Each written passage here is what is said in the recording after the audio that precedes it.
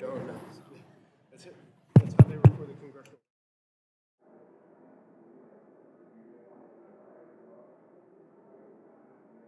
We'll have, and then maybe Master Chief gets in the middle. Test 1, 2, 3, 4.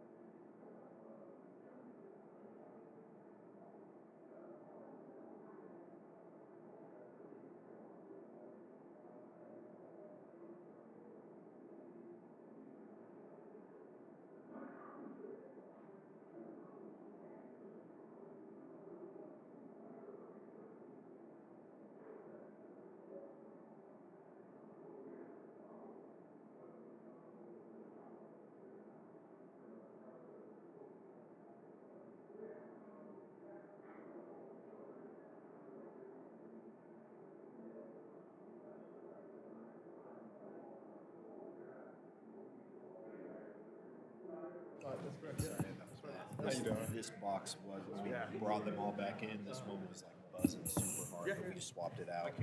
Okay. And it seems to be okay. Okay. Yeah.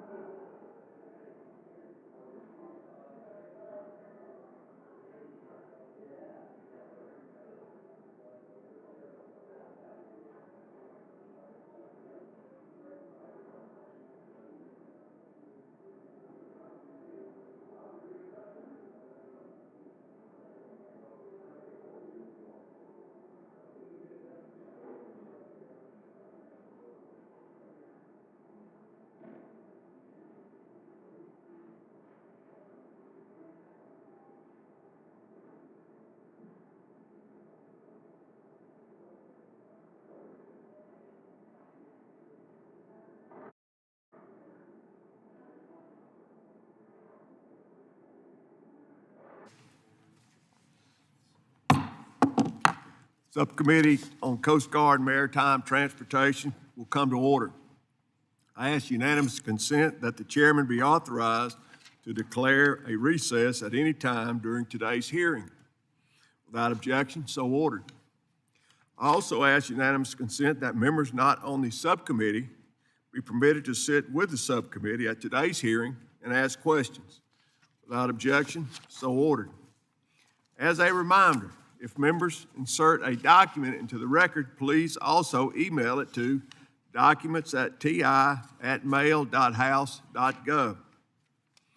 I now recognize myself for the purpose of an opening statement for 5 minutes.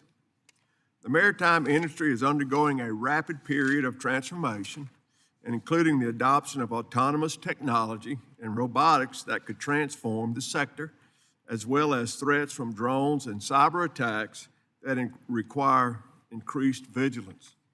Last February, in our hearing, America Builds Maritime Infrastructure, we noted that the need for the United States Coast Guard to rapidly deploy a regulatory framework to enable these technologies to operate safely. We are here today to discuss both the Coast Guard's efforts to regulate an industry incorporating these technologies, as well as its own use of these advanced maritime technologies. To do that, I'd like to welcome our witnesses. Forgive me if I don't get your names pronounced just right, but I'll do my best. Rear Admiral David C. Barata, is that correct? Barata? Thank you. Deputy Commandant for Operations, Policy, and Assistant Commandant for Intelligence for the United States Coast Guard. Rear Admiral Jason P. Tamara, Commander, Coast Guard, Cyber Command. Mr. Andrew Van I get it? Director of Physical Infrastructure for the Government Accountability Office. And Ms. Heidi C. Perry, I got that one. The Chair of the National Academics of Sciences, report on leveraging unmanned science systems for the Coast Guard missions. And I want to thank you all for being here today. The One Big Beautiful Bill and the President's leadership have provided an incredible jump start for the Coast Guard to leverage new technologies to meet its future mission needs, including strengthening its ability to confront terrorists, drug gangs that are bringing poison to our shores. Force Design 2028, the Coast Guard's strategic plan to modernize and transform the service into a technology-advanced and agile force, is leading these efforts. Today is an opportunity to understand how the Coast Guard will leverage new technologies through its initiatives like the creation of the Robotics and Unmanned Systems Office and new Robotics Mission Specialist rating to meet future needs. We also hope to understand how the Coast Guard is adapting to meet national security needs and promote interoperability with Department of War efforts like Operation Southern Spear. However, as federal agencies and our military incorporate innovations such as the autonomous surface vessels and robotic aircraft to achieve maritime domain dominance, the Coast Guard is also charged with ensuring these technologies and safely integrated into the maritime transportation system. This requires adopting current regulatory frameworks that balance safety and innovation to account for unmanned barges, spaceship, drone ships, and other use of artificial intelligence in the maritime domain. The Coast Guard's collaboration and coordination with the other agencies, as well as with state and local governments and industry stakeholders, will be essential to its ability to meet known and not yet anticipated threats of the future. Thank you all again for being here today, and I look forward to hearing our discussion. I now recognize Ranking Member Carbajal for an opening statement for 5 minutes. Thank you, Chairman Ezell. As usual, I will defer to our ranking member of the full committee, Mr. Larson. Thank you, Chair Zell and Ranking Member, for holding today's hearing today. I appreciate it very much. Automation is going to play an increasingly important role in both commercial, maritime, and in Coast Guard operations. Coast Guard UAVs, engine automation, use of uncrewed vessels, and the better collection and use of data will expand the reach of the service. However, new technology comes with increased costs, and to be most effective, the Coast Guard should adopt technology that supports its missions and lightens the load for service members. For instance, UAVs can increase the reach of the Coast Guard search and rescue operations, but no technology can replace cutters in the water or helicopters in the air. Technology must supplement and not supplant the work of service members.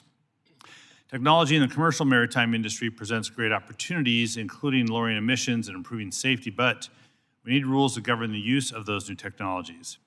The international maritime industry, where ships are often owned by investors built in one country, registered in a different country, and operated by mariners from all over the world, that is defined by a complicated framework of regulations and oversight. In 2021, the Mayflower autonomous ship, a full-size research vessel, crossed the Atlantic without humans on board to demonstrate the progress and rapid development of autonomous vessel technology. At the time of the voyage, the Coast Guard classified the vessel as a pleasure craft because it lacked an appropriate regulatory framework. Yet in the years since, the Coast Guard has failed to update regulations to ensure maritime safety. Current law assumes vessels are crewed by people. Developing effective regulations to govern the use of autonomous vessels will be a major undertaking, requiring coordination between Congress, the Coast Guard, labor, industry, and the IMO. We also have to consider the automation's impact on maritime jobs. Maintaining strong middle-class jobs associated with the maritime industry is integral to maintaining safety and security at sea and in ports. When something goes wrong, I take comfort in knowing there are capable captains, engineers, and longshore workers ready to respond. The development of new vessels is an opportunity as well to incorporate low and zero carbon emission technologies into vessel design. Many vessels in use today use bunker fuel, which emit gas and pollutants linked to climate change and respiratory disease. I'm very pleased in my home state, as an example, we're in the process of building a fleet of hybrid electric ferries. Our state ferry system is the largest in the U.S. and the biggest contributor of greenhouse gases among all Washington state agencies. This transition to hybrid electric ferries will greatly reduce pollution in the Puget Sound. The rest of the world is moving in the same direction. I believe that with targeted investments, U.S. carriers, ports, and shipyards lead the way. So at their best, new technologies increase safety and efficiency, reduce emissions, and create better opportunities for workers. At their worst, new technologies introduce security vulnerabilities, decrease safety, increase the risk of accidents, and displace workers. I look forward to hearing from our witnesses on how we can ensure a smooth and safe transition to new maritime technologies. And while I will note I was originally excited about the topic of this hearing and plan to use my time to address all the ways we can better improve the Coast Guard's technological capabilities, I do need to reiterate that I'm very disappointed in how the Coast Guard itself has chosen to move forward with their new anti-harassment policy that downgrades hateful and divisive symbols in the workplace, and I'll continue to work with the Coast Guard so that it can improve on behalf of the Coasties. So I'll reserve some of my questions to discuss this decision by the Commandant and look forward to the rest of the testimony. Thank you. Gentleman yields back. Briefly, Mr. Carbajal, you recognize. Thank you, Chair Ezell, and thank you for calling today's hearing. In recent history, Congress has recognized the importance of innovation in maritime industry and the importance of providing the U.S. Coast Guard with the state-of-the-art technology. Just this year, with the passage of the Coast Guard Authorization Act of 2025 and the Budget Reconciliation Package, the Coast Guard is poised to make huge strides towards modernization that will significantly increase its capabilities. It is important, however, that Congress complement reconciliation funding with robust, sustained support through increased annual appropriations. On December 8th, the Coast Guard transmitted their report on the implementation strategy on their unmanned systems program. In this report, the Coast Guard detailed its plan resulting from the National Academy of Sciences report. I am looking forward to hearing more about this strategic plan during today's hearing. The two major themes that come to mind as we start to discuss the Coast Guard's investments in autonomous systems are mission enhancement and implementation. We know that Coast Guard operations have been utilizing both autonomous and UAV technology for quite some time. Having eyes in the sky without a traditional pilot provides the service with the opportunity to save flight hours and resources, not to mention the technology is highly effective. But as we enter a new era of sophistication, I have concerns that the Coast Guard does not have the experience or expertise to effectively leverage new technology. New technology must be laser-focused on bolstering the capacity of service members to conduct operations. Turning to the commercial maritime sector, there is no question that the Coast Guard and the IMO are lagging with regard to the development of regulations that govern new technology. In cases that have resulted in delayed adoption of new technology, such as alternative fuels and others, the absence of regulations has created safety and environmental risks. The Coast Guard is the premier agency of setting safety standards on the water. We must give the Coast Guard the tools and the authorities they need to ensure safety in the future. The Coast Guard must also be proactive. A thorough approach to the regulation of new technology must include labor organizations, technology experts, international collaboration, and port and vessel operators. I would be remiss if I did not mention the impact that automation has on the cybersecurity infrastructure of U.S. ports and vessels. I would like to hear about how the Coast Guard is currently addressing automation and the associated risks to national security and supply chain. While I plan to focus my questions on the topic of today's hearing, I must reiterate the comments made by Ranking Member Larson. It is inexcusable and outrageous that just yesterday the Coast Guard published a policy that classifies the display of swastikas and snoozes as a potentially divisive. Nooses and swastikas are not potentially divisive. Their display constitute a hate crime, as was acknowledged in past policy. We'll discuss this issue further during my 5 minutes of questions. With that, I yield back. Gentleman yields. Briefly, I'd like to take a moment to explain the lighting system to our witnesses. There are 3 lights in front of you. Green means go, yellow means you're running out of time, and red means you need to conclude your remarks. I ask unanimous consent that the witness's full statements be included in the record. Without objection, so ordered. I ask unanimous consent that the record of today's hearing remain open until such time as our witnesses have provided answers to any questions that may be submitted to them in writing. Without objection, so ordered. I also ask unanimous consent that the record remain open for 15 days for any additional comments and information submitted by members or witnesses to be included in the record of today's hearing. Without objection, so ordered. As your written testimony has been made part of the record, the committee asks that you limit your oral remarks to 5 minutes. With that, Admiral Barata, you are recognized for 5 minutes for your testimony. Good afternoon, Chairman Izell, Ranking Member Carbajal, Ranking Member Larson, distinguished members of the subcommittee. Thank you for your strong support of the Coast Guard. We are honored to appear before you today to provide updates on the Coast Guard's use and governance of novel and emerging marine technology and autonomous systems. The Coast Guard remains committed to ensuring our nation's safety, security, and prosperity. Through Force Design 2028 and the historic investments from the Congress in the One Big Beautiful Bill Act, the Coast Guard is accelerating and increasing the adoption and deployment of new technologies to counter evolving threats and enhance mission execution. Thanks to these 2 initiatives, as well as your continued strong support, we are better prepared to meet the increasing demands, complexities, threats, and promises of emerging technology. The Coast Guard operates unmanned aircraft systems across 3 lines of effort: long, medium, and short range. Integrated with our legacy assets, these systems provide proven results and enhance our abilities to locate mariners in distress, disrupt illegal, unreported, and unregulated fishing in the Indo-Pacific and the Gulf of America, challenge activity in the Arctic that threatens national security, and interdict illicit drugs and aliens before they reach our shores. Notably, the Coast Guard established the Robotics and Autonomous Systems Program Executive Office to drive the adoption of autonomous capabilities across all service missions.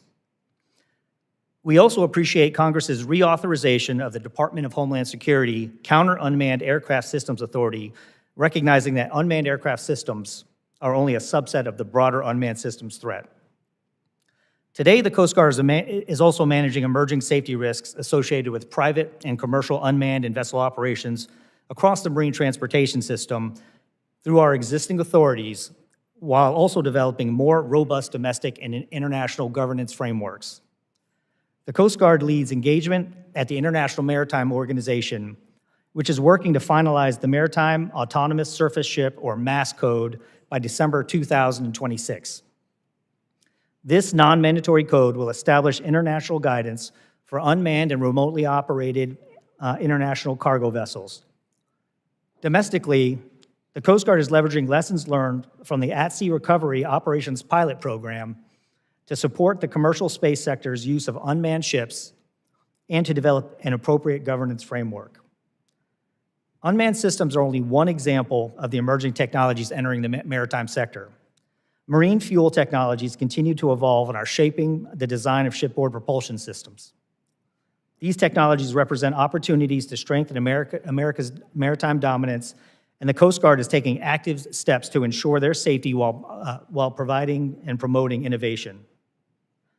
We continue to leverage existing equivalency and alternative design authorities to enable new technology while streamlining approval processes. For example, we recently updated the Alternate Compliance Program to simplify certification of vessels using alternative fuels and lithium-ion batteries, directly benefiting new ship construction projects and charting a clear regulatory path to expand the U.S. dual-fuel fleet. In addition, the Coast Guard recently established a Maritime Nuclear Policy Division tasked with creating a comprehensive framework to govern the safe and secure adoption of nuclear technologies, both internationally and domestically. These efforts provide clear pathways for integrating new technologies onto commercial vessels without compromising the safety of the marine transportation system. We thank Congress for your continued support in effectively implementing and managing autonomous maritime technologies across Coast Guard missions to control, secure, and defend U.S. borders and maritime approaches, facilitate the flow of commerce, vital to economic prosperity, and to respond to crises and contingencies. I appreciate the opportunity to testify, and I look forward to your questions. Gentleman yields. Chair now recognizes Admiral Thomas for your 5 minutes of testimony. Thank you, sir. Good afternoon, Chairman Ezell, Ranking Member Larson, Ranking Member Carvajal, and distinguished members of the subcommittee.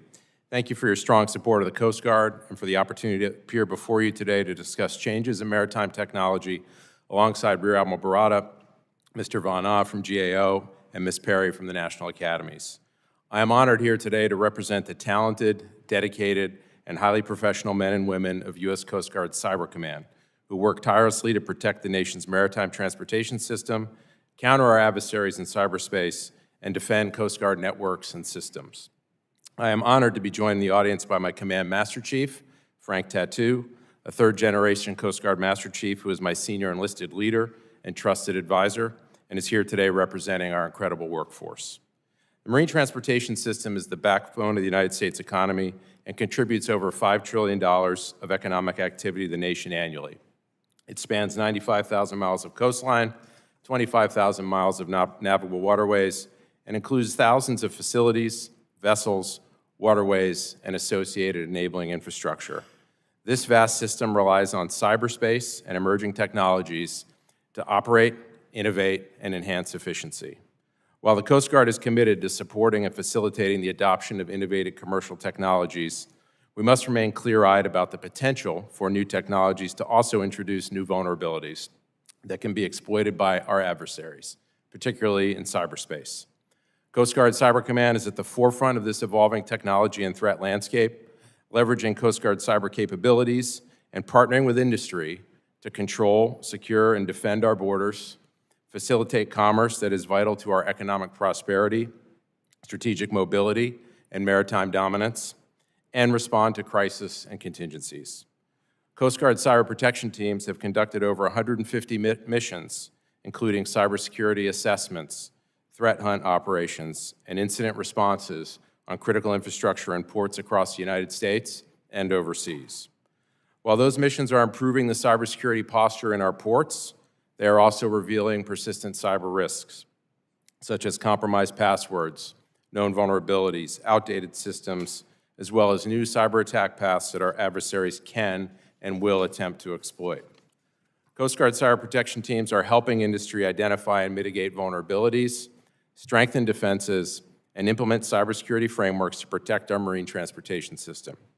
For example, leveraging the experience we gained through extensive assessment and threat hunt operations, we've provided comprehensive cybersecurity guidance to U.S. operators of ship-to-shore cranes manufactured in China, which account for approximately 80% of cranes in U.S. ports and constitute a significant supply chain risk. Beyond U.S. port facilities, we are also conducting defensive cybersecurity operations on U.S. flag vessels, as well as maritime adjacent and maritime enabling infrastructure vital to port operations. Indeed, ports are a complex web of interdependent systems, and we are taking an adaptable, flexible, and systems-based approach to keeping them safe. Cybersecurity is a team sport, and we do not do this work alone. As an armed force, a law enforcement agency, regulator and sector risk management agency, and a member of the intelligence community, the Coast Guard is fully leveraging our unique authorities and government and private sector partnerships to help secure the nation. This includes our unique role as a Service Cyber Component Command to U.S. Cyber Command and as a component of the Department of Homeland Security with access to and strong partnerships with CISA, TSA, FBI, the Department of Energy, EPA, and other departments and agencies with cyber and/or critical infrastructure protection responsibilities. Beyond our protection of the marine transportation system, we are also bringing our expertise and capability to bear to ensure that the Coast Guard's adoption of new technologies, such as new communications, surveillance, and remote and autonomous systems, can rapidly deliver new capabilities to our frontline operators without compromising the security and resilience of our own operational networks. As technology continues to revolutionize maritime commerce and Coast Guard operations, Coast Guard Cyber Command remains committed to continuously adapting its approach to meet the nation's needs. Our unique mix of authorities, capabilities, and partnerships, underpinned by our incredibly talented workforce, make us uniquely suited to this task. Thank you again for the opportunity to appear today, and I look forward to answering your questions. Thank you, Admiral. Chair now recognizes Mr. Von Ha. You are recognized for 5 minutes. Chairman Ezell, Ranking Member Carbajal, Ranking Member Larson, members of the subcommittee, thank you for the opportunity to discuss our recent work on commercial applications of autonomous ship technologies. Many commercial vessels today operate with some level of autonomous technology. Systems exist that can run certain ship functions or provide navigation and decision support. All current uses, though, have a human or humans who are in control or can take control if needed. As the technology develops, new cases will emerge for higher levels of autonomy. For example, companies have explored the business case for uncrewed short-distance cargo hauling and passenger transport, and there's currently a pilot program evaluating autonomous operation of vessels for at-sea rocket recovery. To date, Coast Guard has relied on its existing regulatory authorities to address these technologies as they emerge. These regulations allow for the testing of autonomous ships, provided the operator makes a request. Requests are typically made to the captain of the port, who is the Coast Guard officer responsible for activities within a designated area. Coast Guard issued guidance in 2024 for how captains of the port should deal with these requests. Under that guidance, the captain of the port evaluates proposals to assess the risks and applies existing regulations on a case-by-case basis. The captain of the port forwards these requests with a recommendation for approval or disapproval to the commandant. At the time of our report in August 2024, just a handful of requests had been made. Since then, Coast Guard has received 48 such requests and reported that they were able to manage the operations at the local level in all cases. The guidance also makes clear that testing of autonomous ships cannot be conducted in a way that reduces the number of crew below what is prescribed in statute. To monitor the development of autonomous ships and whether any changes to existing regulations or authorities are warranted, Coast Guard has an internal advisory committee, AutoPOCO, who meets regularly to identify any legal, regulatory, or policy gaps and engages with industry stakeholders. At the time of our report, Coast Guard had determined that existing regulations were sufficient to deal with the requests it had received. Coast Guard emphasized that its policy is to only consider a new regulation when an existing statute or regulation cannot adequately address a need. However, as technology develop and autonomous operations are envisioned without crew on board, with remote crew, or with reduced crew levels, challenges to the existing legal framework will emerge. As I mentioned, Coast Guard cannot legally allow operations with fewer crew than is established in law. Further, any statute based on the assumption that humans are on board will present challenges. For example, it is not clear how autonomous ships without crew can comply with collision regulations, which require that every vessel has a lookout by sight and hearing. To evaluate whether the ships can safely operate with reduced remote or no crew, Coast Guard officials told us they would need to see actual examples of autonomous ships performing those functions, but so far there haven't been many.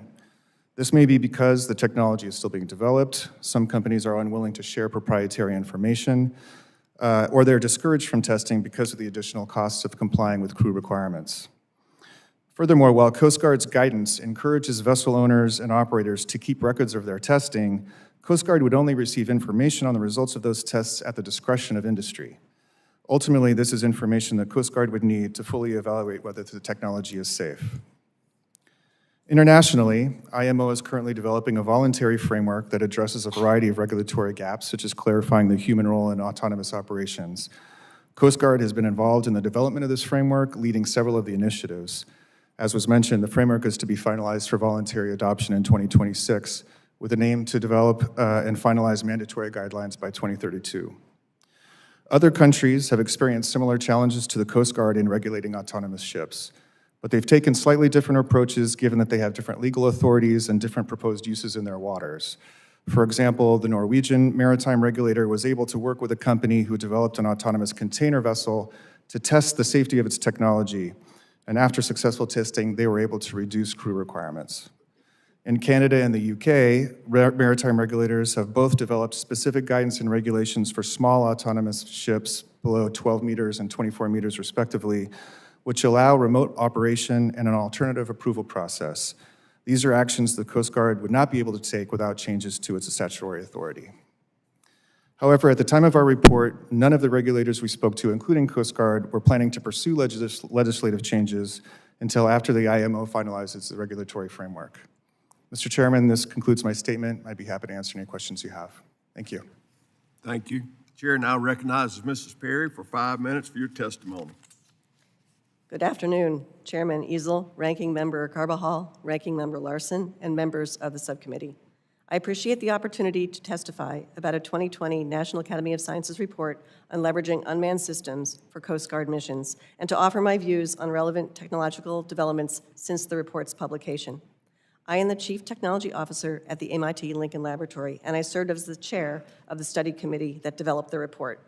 The report is the product of extensive information gathering and deliberation by 10 committee members, and personally, I found it a privilege to work with my colleagues on the study. I also want to offer my personal appreciation to Admiral Barada and Admiral Tama, and to the thousands of Coast Guard personnel who serve the nation so admirably every day. Over the course of our study, we benefited a great deal from the Coast Guard input. We also consulted with dozens of experts from industry, university, laboratories, and government agencies. The study committee's charge focused on the Coast Guard's existing and prospective use of unmanned systems to fulfill its critical and often unique missions. Because the subcommittee has previously heard testimony on the recommendations in the report, I will only recap that advice and spend more time on the continued developments in unmanned systems that have potential for Coast Guard application now. In its report, the committee documented a compelling need for the Coast Guard to proceed more aggressively, albeit strategically and deliberately, in leveraging UXS advancements. To this end, the committee recommended that the Coast Guard do the following. 1, issue a high-level unmanned systems strategy. 2, designate a senior official to advocate for the unmanned system strategy. 3, establish an unmanned system program office. 4, expand and normalize experimentation with unmanned systems. And 5, commission an internal study of needed funding for research, assets, integration, and personnel. In offering these recommendations, the NAS Study Committee saw the magnitude and breadth of opportunity for the Coast Guard to pursue unmanned systems in its multiple domains and across its many missions. 5 years after the report's publication, unmanned systems are being used today with high utility in the public and private sectors, buffeted by the rapid pace of development and integration of artificial intelligence, sensors, automation, and computing. Informed by the study committee's work, but also speaking for myself, my written testimony provides a summary of how the Coast Guard may be able to leverage and exploit new and emerging technologies. Specifically, the report outlined 3 key areas where autonomous systems technology could be leveraged at varying scales to augment U.S. Coast Guard capabilities, and in some cases transform how the Coast Guard executes certain missions. Since the report's publication, there has been much advancement in robotics and artificial intelligence. It has evolved from limited application to widespread commercial deployment, and in some mission areas, mainstream military use.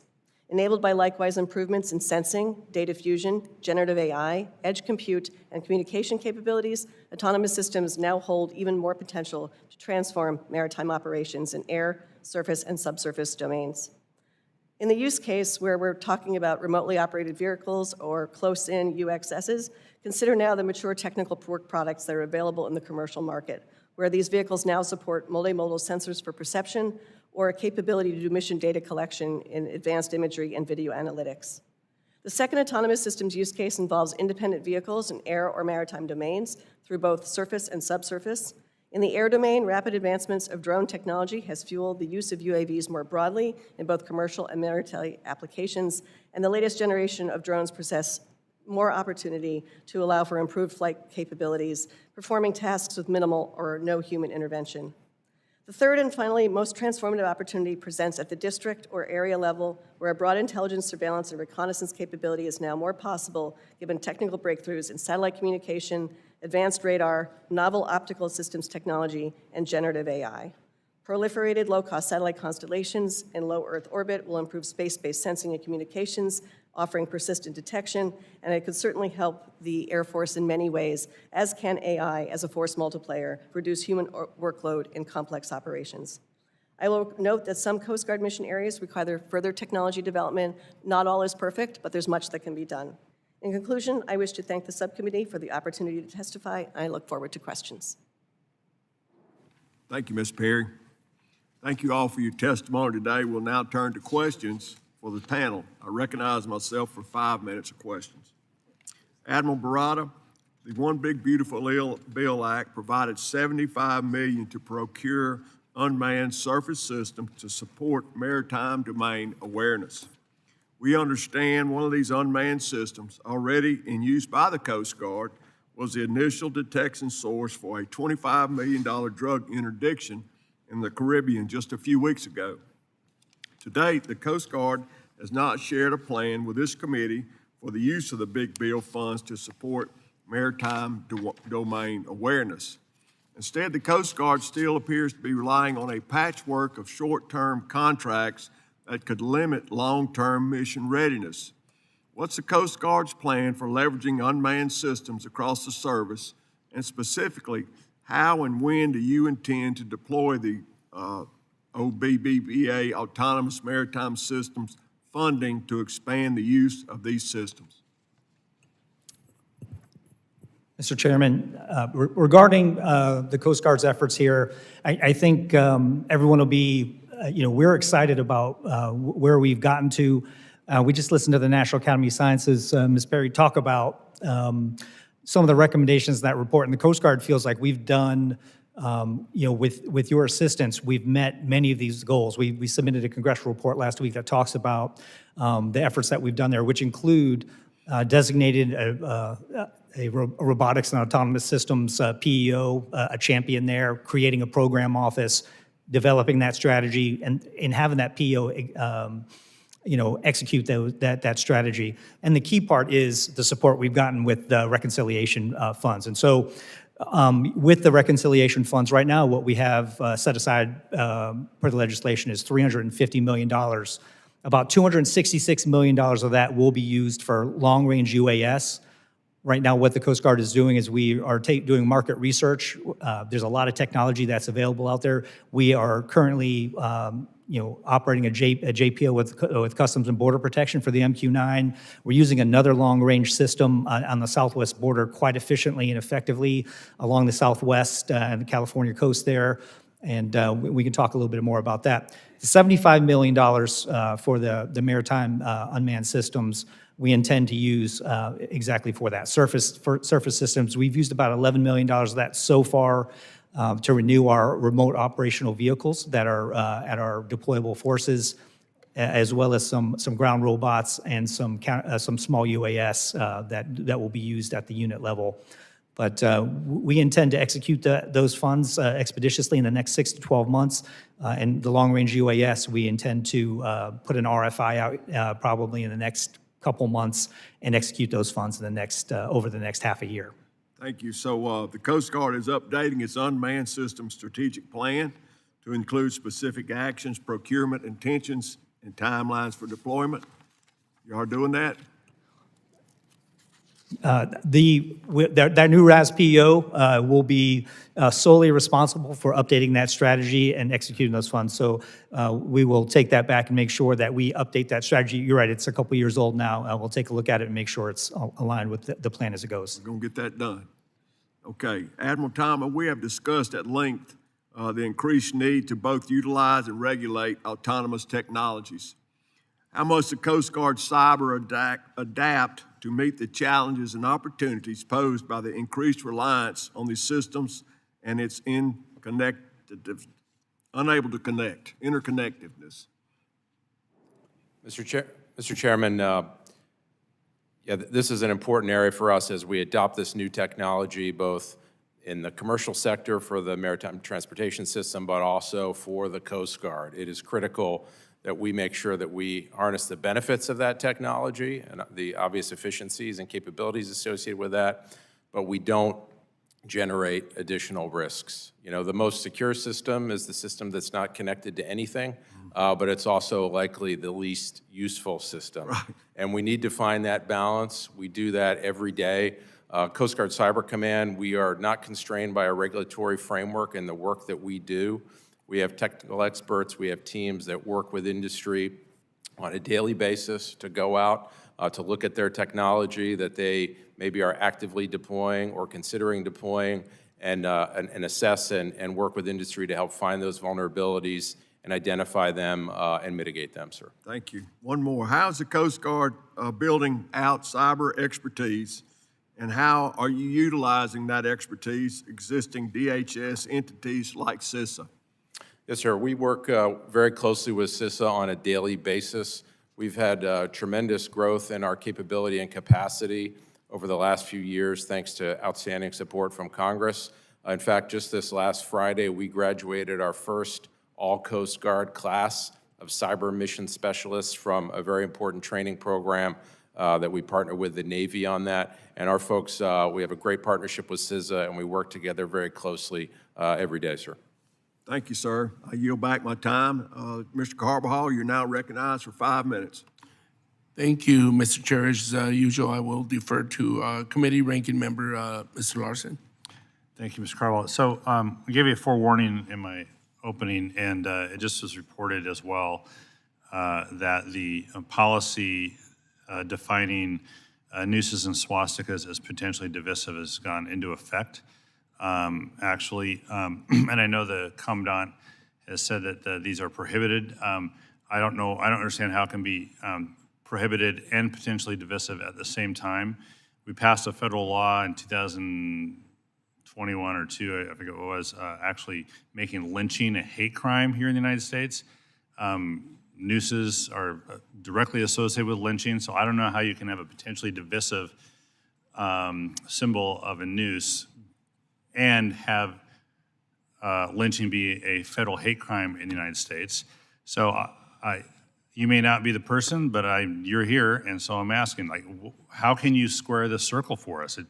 I appreciate what Commandant Lundy said and showed us November 20th or whatever day we met with him about the language that is operative as far as he goes, but the policy says something totally different. Ranking Member, just to be perfectly clear, the Coast Guard has not, we do not now, and we won't tolerate any hate symbols within the Coast Guard. Our personnel work too hard. We have too many missions to complete. To the extent that instruction has been misinterpreted or is open to misinterpretation, the Commandant looked to close that gap by issuing a lawful general order, which oversteps any of the policy, and if anything fails at the unit level. So get rid of the policy, or make the policy very clear what swastikas and nooses are. I want to get into swastikas. I don't like it's horrible. No, Ranking Member, we agree. And for For our operators, for the field level, for our Coast Guard men and women, that the policy is clear and it's unambiguous, and the lawful order gives all of our unit commanders and our personnel all the tools that they need. The only way to test this is if there's a coastie that does something to potentially violate it, right? Unfortunately. And then you are stuck enforcing it. And I want you to enforce it, but it's either potentially divisive or it's hateful, a hateful symbol. And then you'll have to decide. I've already decided. And you all need to decide to change the policy, because these are not potentially divisive. They are divisive. In fact, they're worse. They're hateful. But you came here for another reason, and I know Salute has other questions for you as well. The Navy has deployed 5 separate autonomous vehicles. One was built in my district, the USX-1 Defiant, and that's a DARPA program. There are 2 other DARPA platforms and 2 Strategic Capability Office platforms. Is the Coast Guard at all involved in monitoring, watching, assessing the operations of these to create some learning opportunities for y'all? Ranking Member, absolutely. We take part at DIU and at DARPA. We're interconnected with many of the Joint Task Forces.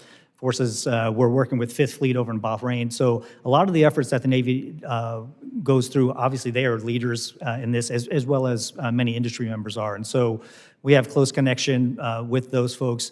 The RAS PEO that I mentioned, their staff actively works, across, everywhere that we get the R&D center, our Blue Technology Center of Expertise that this subcommittee helped us put in place. We are trying to capture everything that we can and field everything that we can as rapidly as possible. Yeah, Admiral Tom, related to Chair Ezell's question about incorporating autonomous systems into the actual operation of a platform and the concerns that you have about the security of that. How are you going to, as much as you can, tell us, how are you going about ensuring the security of the incorporation of these systems so that they're protected? Ranking Member, I think with everything, the great news is everything's connected today. The bad news is everything's connected today. And this is something we have to balance. We are every day under Force Design 28 rapidly prototyping new technologies, bringing them into our operational envelope, delivering those capabilities to the operator. And we are balancing that risk, the cybersecurity risk associated with that new tech, with the risk of potentially not delivering it or denying that capability from being delivered to our operators. So we iterate every single day, and we have the technical capability in Coast Guard Cyber Command, working with our colleagues in the C5I enterprise to manage this risk and find the right balance so we can deliver for our operators. All right. Mr. Chair, if I just may, I want to congratulate the Coast Guard as well for more documented drug interdictions this year than anything the DoD has been able to demonstrate with its operations in the Caribbean. You all know how to do it, you're doing it right, and you're keeping us safe, and I appreciate that. I'll yield back. Gentleman yields. Chair now recognizes Mr. Webster for 5 minutes of questioning. Thank you, Mr. Chairman. I appreciate you doing this committee. Thank you all for your testimony. It was very helpful. Rear Admiral Rada, is the service keeping up with the regulation of new autonomous vessels and activities, do you think, in your opinion? Congressman, there's a lot of technology that's coming out there. We think right now we're keeping pace with it based on the developments that are happening internationally and domestically. We think that as time goes forward, we agree with GAO that there will need to be more data that's brought in determining how we're going to regulate these, what constitutes a vessel, how we're going to separate the maritime users in the ports right now and keep everybody safe and secure as we try to make sure that the system runs as it's designed. Under Force Design 2028, the Coast Guard created a Robotics and Autonomous Systems Program Executive Office. What's the Coast Guard's intent on this office, and how will it help advance the Coast Guard's use of unmanned systems? So again, directly in line with the National Academy of Sciences report, we envision the RAS-PEO to be the one-stop shop, the ultimate person responsible for autonomous and robotics systems. So, and what you'll see is that we've gone to this model for our ships, our planes, our C5I as well.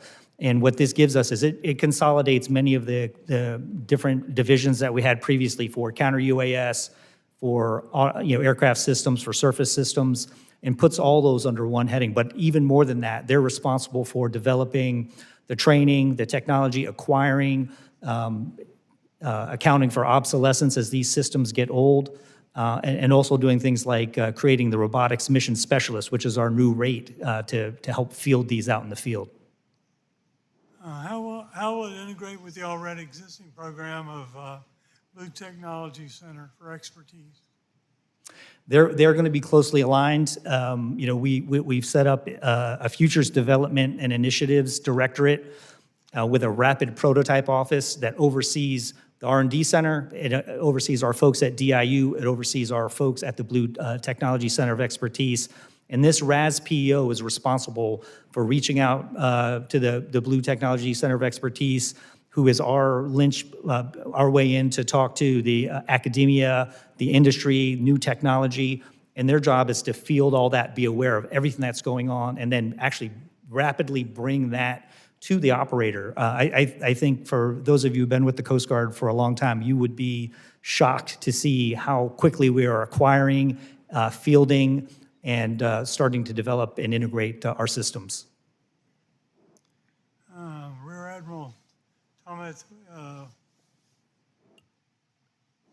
how's the Coast Guard improving cyber security to protect ports and key national infrastructure from growing cyber threats? Congressman, the Coast Guard Cyber Command is laser focused on protecting our ports and critical infrastructure from growing cyber threats. As you know, sir, the threats are real. We face a broad spectrum of threats from both nation states to lone ransomware actors, and we have to operate and understand those threats and stay dynamic. We are sending teams out into ports around the country, Coast Guard cyber protection teams that are highly trained. They work closely with our captains of the port, and they operate on the .com domain with private sector entities. They will do what's called a threat hunt mission or an assessment mission. They will identify vulnerabilities. They will try to penetrate networks. They will emulate the activities of one of our adversaries. And then we will take those findings and we will provide a bespoke report to that entity so that they can mitigate those findings and improve their cybersecurity posture. The benefit to us is we aggregate all of that information, we anonymize it, and we share it with the entire industry so that everybody learns. Well, I'm out of time, so I'll yield back, Chairman. Gentleman yields. Chair recognizes ranking Mr. Carbajal. Thank you, Mr. Chair. Admiral Barata and Admiral Tama, representing Vandenberg Space Force Base, I care deeply about space activities. In the last Coast Guard bill, we included language creating a pilot program related to autonomous vessels and at-sea landing and recovery operations. What has the Coast Guard learned from this pilot program, and can the knowledge be applied elsewhere, assuming it got implemented? Ranking Member, it absolutely got implemented. It has been very successful. We have two corporations that have been using it extensively to the tune of almost 120 launches and recoveries at sea safely. What the pilot program has given us is, where the authorities don't allow us to, reduce the manning on any of these systems, it has provided that opportunity for us to pilot that off the shores of Florida and see what that looks like. And I think we're going to need to see more of that as we move forward in order to evolve and mature the process of overseeing autonomous systems.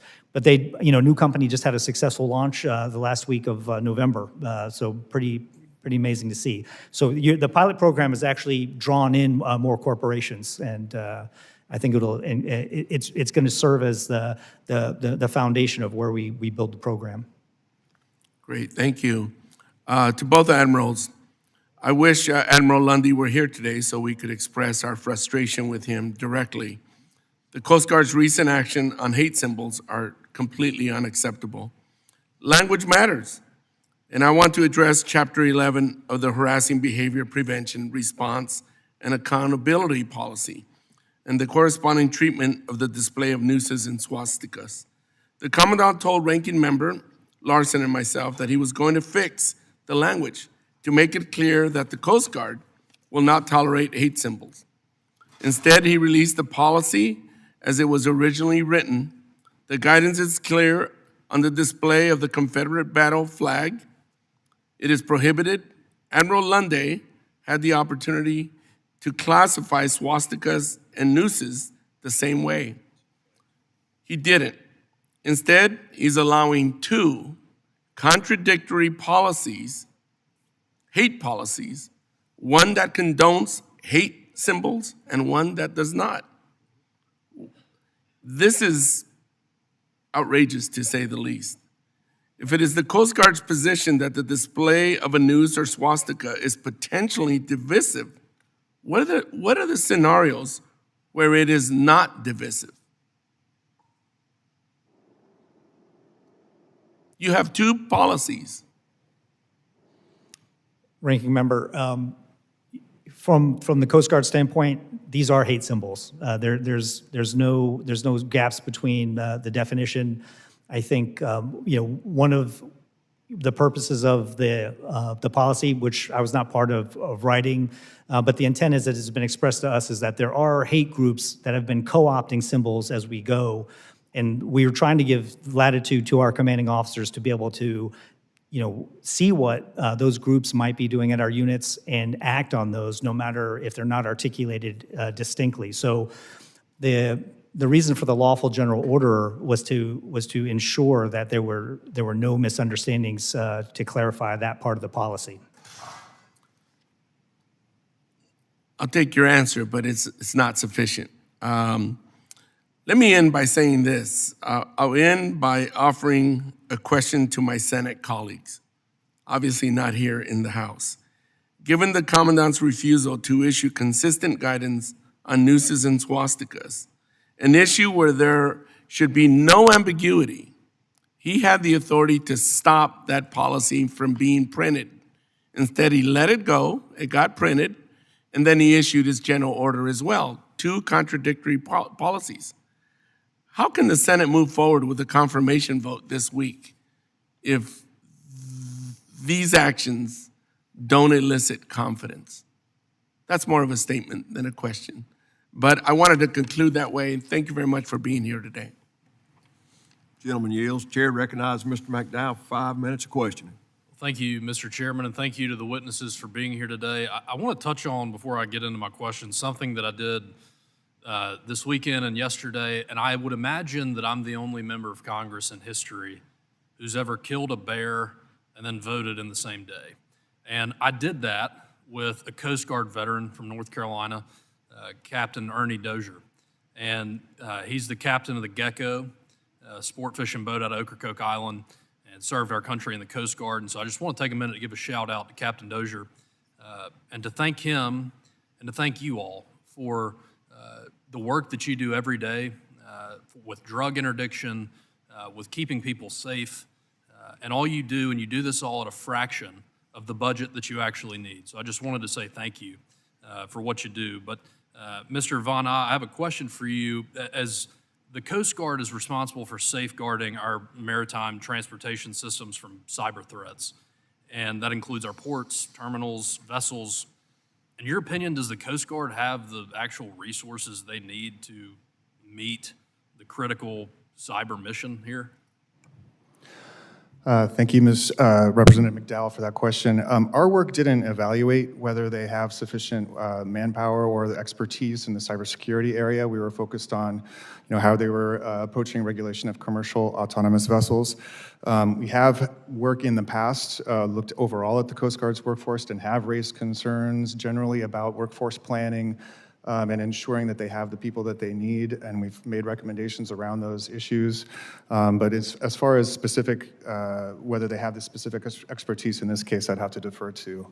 Yeah, Admiral Tom, I'll ask you, do you all have the resources you actually need for this?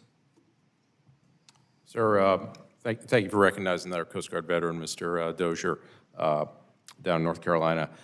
Sir, Force Design 28, which is the Secretary's direction to build a more agile, capable, and responsive Coast Guard, calls for growing the Coast Guard by 15,000 people. This includes 3 areas. 1, restoring readiness. 2, operating the new assets that have been funded through the One Big Beautiful Bill Act. And number 3, to counter emerging threats. And we would squarely put cybersecurity, things like cybersecurity, counter UAS in that emerging threat bucket. And we've answered this question. We absolutely believe that we need more capacity on this front. We have 3 cyber protection teams. We recently commissioned our first offensive cyber team, the 1915 National Mission Team, which is countering our adversaries in cyberspace. But we need some additional capacity there to get after that threat, sir. As you examine how other countries have approached the same challenge that we're now looking at, what lessons can we learn about how best to balance innovation with safety? And what do you think, who has gotten this right? Sir, I think on the cyber front, the United States is leading the way in a number of areas with respect to cybersecurity. The recent rulemaking that the Coast Guard initiated in July of this year is actually a very significant muscle movement in terms of increasing the cybersecurity posture of our critical infrastructure. And we, in Cyber Command, we add to that posture. We don't use a compliance-based framework because compliance alone isn't enough to enhance cybersecurity. You need to get out there and work with industry. And I think the advantage that we have in the United States is the incredible power in our private sector, and we have to work very closely with the private sector to address this issue. Rear Admiral Barada, can you touch on how you all plan to coordinate or how you're already coordinating with the Navy to test these unmanned aircraft systems? Yes, Congressman. We are working closely, in a couple different fronts with the Department of War throughout, with DHS, Department of Justice. We have several work groups that focus on these types of issues. Obviously, we're working in close conjunction with them. They've the other armed services have had a lot of experience with this overseas in combat zones. One of the medium UAS that we're using right now on the back of our national security cutter, which contributed greatly to this this historic interdiction year that we've had for drugs, has been very, very successful, and it's provided the Coast Guard a new asset that vertically takes off and lands, which replaces one that we had to launch from a catapult. For Coast Guard, we're kind of Coast Guard size. All of our ships are really compact on size, and so for us to have this type of capability that we've garnered from the other armed services is going to allow us to put it on all of our cutters, but we'll have all the national security cutters outfitted by next summer. Great. Well, thank you for all you guys do. Mr. Chairman, I yield back. Thanks, Congressman. Gentleman yields back. Chair now recognizes Mr. Shelton, my friend from Michigan, for 5 minutes of question. Thank you, sir. Thank you to our chairs and ranking members for organizing this incredible hearing today. And thank you to our distinguished panel and all the work that you do. I would be remiss if I did not open my remarks the same way as my colleagues did, which is just expressing deep dismay over the policy allowing additional confusion over the use of swastikas and nooses back into our United States Coast Guard. This administration has criticized Democrats for their, quote, woke policies that distract us from the true mission of the armed forces, but it seems to me that this administration is the one who is obsessed with these policies and symbols that they deem woke, spending more time on declassifying divisive symbols and changing our fonts from actually improving the efficiency of our armed forces. Furthermore, the danger and distraction of these policies are terribly harmful for our coasties. The world is still reeling from the horrible anti-Semitic terrorist attack on Bondi Beach that killed 15 innocent people just trying to celebrate Hanukkah. The fear is alive. The United States Coast Guard has a choice. Will it choose to protect its service members from hate and harassment? It is our job to make sure it does. My first question is regarding the Coast Guard's ability and what additional needs you have to continue your great work around drug interdiction. Earlier today, we attended a confidential briefing on recent lethal boat strikes on suspected drug vessels. While I cannot and will not disclose the details of that briefing, I am happy to share that I am wholly dissatisfied with this administration's approach to stopping drugs from flooding into our nation, and dissatisfied with their explanation for why this is necessary. Our United States Coast Guard is the best in the world when it comes to stopping drugs. Far more interdictions than the DOD, as our ranking member just said. You all have the best capabilities to board suspected drug boats, apprehend smugglers, and destroy illegal drugs before they reach our shores. The narco-terrorists who are threatening our country present a real danger. Tens of thousands of Americans are killed each year from cocaine overdoses laced with fentanyl, and millions more lives are destroyed as a result. We have to take this threat seriously, which means stopping these drugs before they come to our country, not blowing up innocent anglers who are just trying to catch their dinner. Rear Admiral, what additional technologies could assist the Coast Guard in supporting its mission to interdict illegal drugs?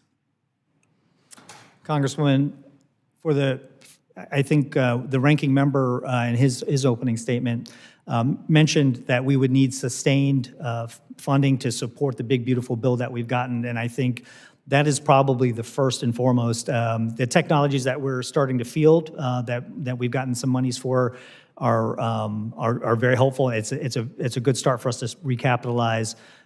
But what we'll need to do in the future is continue to sustain all those assets that we get. As our autonomous systems become obsolete, we'll have to replace those.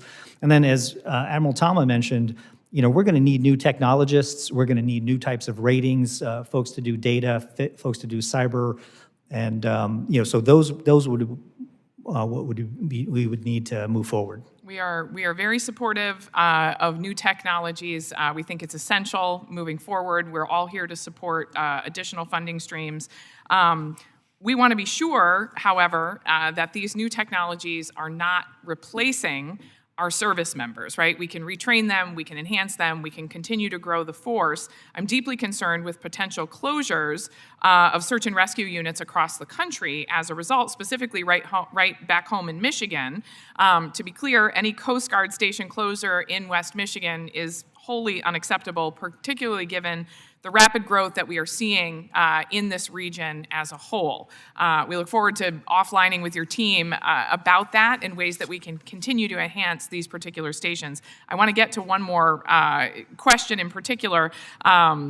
It is critical for the Coast Guard to preserve new and advanced technology platforms, but we also need to ensure that the service leverages innovation to enhance the capabilities of its current fleet, squeezing every bit of mission value out of proven vessels. Michigan Wheel, a company in my district, has developed innovative wake-adapted propulsion technology to assist the fast response cutters in hitting speed, fuel efficiency, and vibration targets. I would love to invite you out and visit this incredible company and everything that they do. It is truly a pride of West Michigan. How can the Coast Guard and Department of Homeland Security revise their acquisition and contracting regulations to assure that OEM technology is maintained throughout a vessel's life cycle? If the chairman allows, I'll take this question, but you're also happy to, or your response to the question, but you're also happy to submit it for the record. Go ahead. Okay, Go ahead. thank you. Just 30 seconds if you Okay, thanks, Congresswoman. And we'll be happy to provide some additional comments on it. But just in answer to your question, I think this reorganization that we've done under force design, one of the things we did was we have a program executive office now called C, which is for our ships, along with our aircraft and our robotics. And so, that group right there is our entry point to do all the things that you're talking about. If there's innovations that are available, and then, with our futures development integration folks, they can take that technology, put it quickly, test it out, see if it works for us, and then field it. Thank you. Happy to put you in touch with them, yes. Appreciate that. Yes, we'll take you up on that. I yield back. Gentlelady yields. Mr. Garamondi, you recognize 5 minutes. Thank you, Chairman Ezell. Thank you for the testimony and for my colleagues and their questions, honing down on some very, very important issues. We really have two issues before us. One is new types of vessels, autonomous vessels, how to deal with those, and the second is the cybersecurity issue. With regard to the new autonomous vessels, there was mention of the IMO effort, which is underway and likely to be completed in the near term. It seems to me that there's a great deal to be learned from that, and it may very well answer many of the questions and free up a lot of your time to follow along and adapt and modify as necessary for the United States. So I draw your attention, you're already attending to that, but it seems to me that there's a great deal of advancement quickly that can be achieved from the IMO effort, and I suspect you're already involved in that writing of that. Is that correct? Yes, Congressman. We lead on that subcommittee. We've helped author that. We participate on that joint working group. Very good. I encourage you to continue that effort. It may save you a lot of time and a lot of person power along the way. So the autonomous vessels are out there. We're going to have to deal with those, and we'll need to have the appropriate regulatory and law. The law is here, and we've got some heavy work to do. On the cybersecurity piece of this, it seems to me that the Coast Guard has always been lean. You've never had the money that you need to do everything that you want to do, even though the Big Ugly Bill does provide some significant funding. You talked about some $256 million for long-range autonomous. I assume these are aerial platforms. Perhaps they are also water platforms. Is that? It's a combination of the $266 million is for long-range aircraft systems, and then the $75 million is for the surface vessels. I see. Very good. We all want to make sure that our district is well represented, and I've got one, and I'll get to it in a few moments. With regard to cybersecurity, you did mention in your testimony that you're partnering with the Navy on this issue. Could you please expand on that for a minute or so? Talk to me about that partnership that you're working with the Navy with regard to cybersecurity. Is it training? Is it also more than that, using systems that they're developing and bringing them home? Yes, sir. Admiral Toma, you jumped at this, so you want to handle it? Sorry, Congressman. Admiral Toma is the commander of our Coast Guard Cyber Force, so I'll let him take a first crack at it, and maybe if there's some regulatory stuff, I'll handle it. Yes, sir.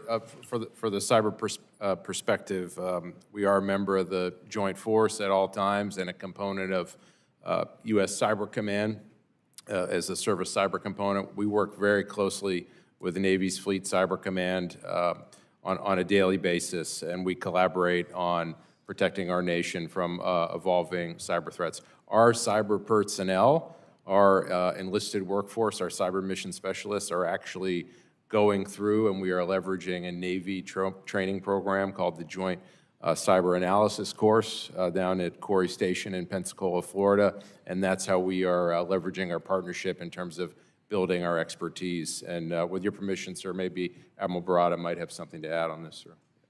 Please expand. The only thing I'll add, sir, is Admiral Thomas mentioned earlier our cyber regulation that's coming into effect. And so that'll be applicable to all MITSA-regulated vessels and facilities, which will include some Department of War outloads. Well, there are at least two members of the committee, in addition to myself. So I'm going to bring up the SHIPS Act. There is in the SHIPS Act a maritime incubator program that would be available to address some of these issues, to fund and to bring together innovators, as well as the various military and Coast Guard that might want to use it. So keep the SHIPS Act in mind. There's money there, should we get it through the law. I now want to spend just a moment. Does the GAO, have you done any report on the cybersecurity relationships within the military, and specifically as it applies to the Coast Guard? I have not done work in that area, Representative Garamendi. We can certainly get back to you if we have some work in some of our other teams. I was reading some documents that there's a significant problem.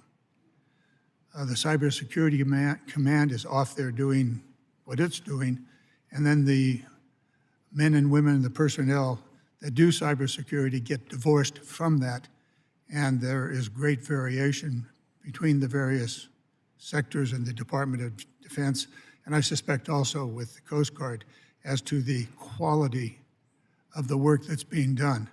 Now, the Coast Guard may be able to hang on to its people longer than the other military departments, but there's an ongoing question about the quality and also the relationship of those men and women that are assigned to the various operating sectors as to whether they are working, continuing to work with Cyber Command, or are they just now orphans out there? Mm-hmm.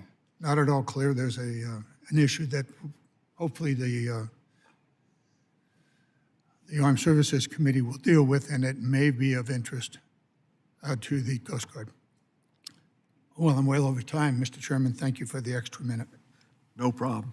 Chair recognizes Mr. Van Drew for 5 minutes of testimony. Question. Thank the chairman. Thank you all for being here today. I appreciate you. As you know, I'm a big fan of the Coast Guard, the work you do, and I've been supportive through the years. I'm going to get in the weeds a little bit today and have a little bit of tougher questions. I just wanted to go over something first. The Coast Guard's issuance of CVC policy, and I know you're familiar with it, letter 24-02, is undermining, in my opinion, and many others, congressional intent, bypassing the law set forth in the Coast Guard Authorization Act of 2016.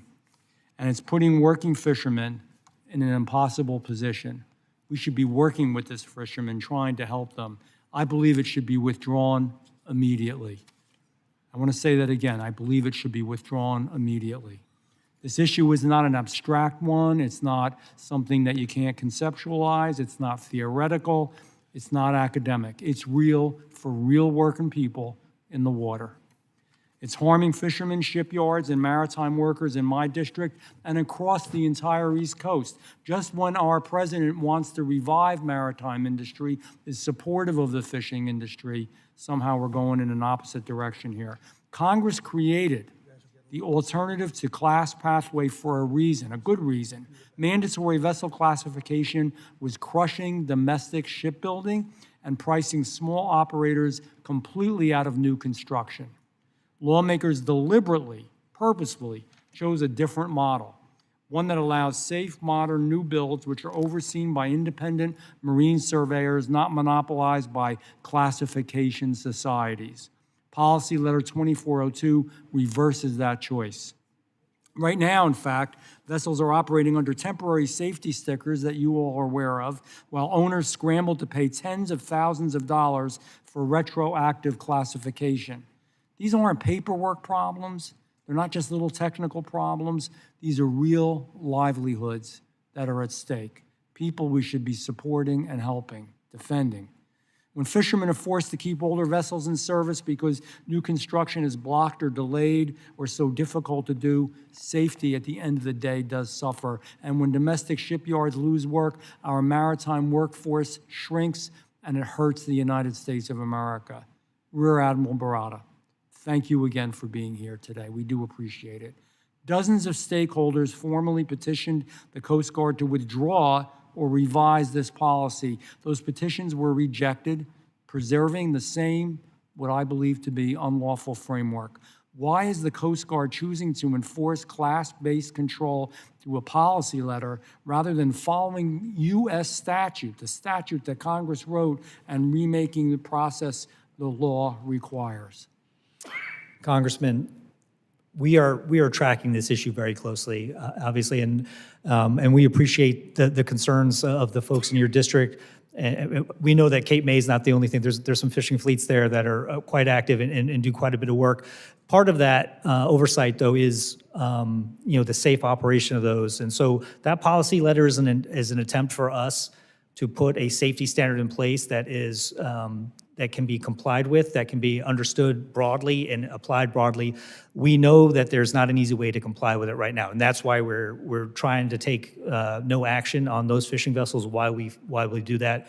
We have worked. We have met with the groups, several groups. One last week of marine surveyors, and one this week, and we think we have a way forward to help the fishermen resolve that.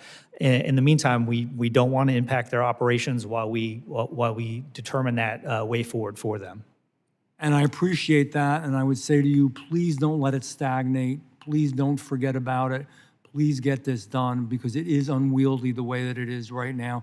We can do better than that. I get it. You want safety, so do I, so does Congress generally. I think that we need to come up with something a system, and I think you sound like you're working on it, that ensures the safety, but at the same time doesn't make it virtually impossible for compliance. It just hurts the industry. It's hard enough. We're always competing with the rest of the world for everything, and that even includes fishing in some ways these days. So we want to help our fishermen, our American fishermen, as much as we can. We need your help with that. We need your support with it.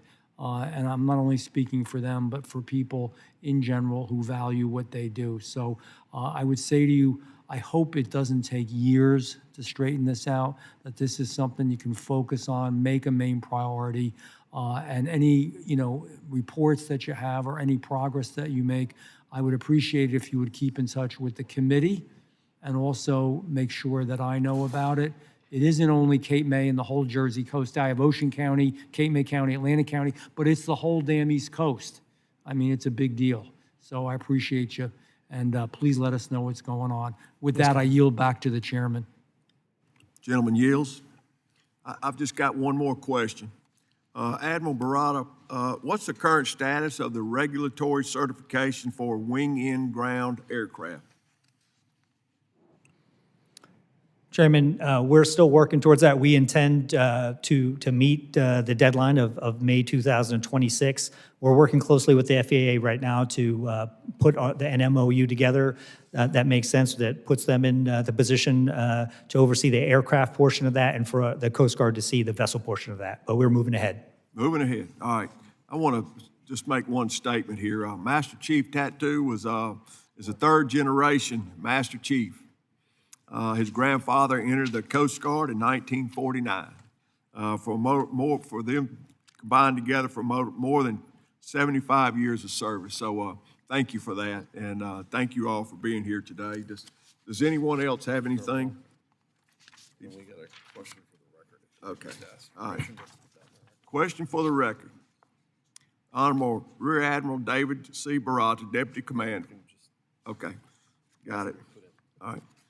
The At-Sea Recovery Pilot Program was authorized for 5 years in 2022 and was intended to help the U.S. Coast Guard think through limitations of the current regulatory framework for autonomous vessels. Additionally, the International Maritime Organization is working on a related framework for autonomous vessels. Are there additional statutory authorities that would provide the Coast Guard with more flexibility and lead to streamlined assets that would provide the Coast Guard with more flexibility, improve the nation's ability to set innovative international standards. This program expires in December of 2027. How long should this program be intended to ensure the Coast Guard has sufficient time to build a flexible regulatory regime for autonomous vessels? Are there any additional lessons learned or challenges faced in continuing to operate this pilot program? That's for the record. Oh, for the record. Okay. All right, where we at here? Closing statements. Thank you all, gentlemen. Is there anybody that wants to be recognized? Anybody? Okay. Seeing none, that concludes our hearing today. I would like to thank each and one of our witnesses for your testimony and putting up with me. This subcommittee is adjourned. Be in touch.